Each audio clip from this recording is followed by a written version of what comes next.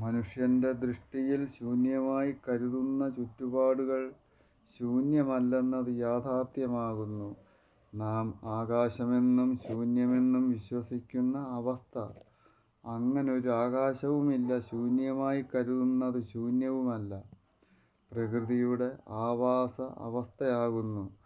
ശൂന്യമെന്നു കരുതുന്ന അവസ്ഥയിൽ എണ്ണിയാലൊടുങ്ങാത്ത സൂക്ഷ്മാണുജീവിയാലും പ്രപഞ്ചം നിറഞ്ഞു നിൽക്കുന്ന വൈദ്യുത കാന്തിക ശക്തിയും പ്രകൃതി നിറഞ്ഞു നിൽക്കുന്ന ശബ്ദ തരംഗങ്ങളോടും കൂടിയ അവസ്ഥ ശൂന്യമാകുന്നില്ല.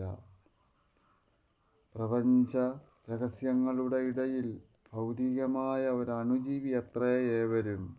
രക്തവും മാംസവും കലർന്ന ദൃഷ്ടിയിൽ ഈ രഹസ്യസത്യം പതിയുന്നുമില്ല. എന്നാൽ ആത്മാവ് ആ രഹസ്യങ്ങളിലൂടെ തടസ്സമില്ലാതെ സഞ്ചരിക്കുന്നു.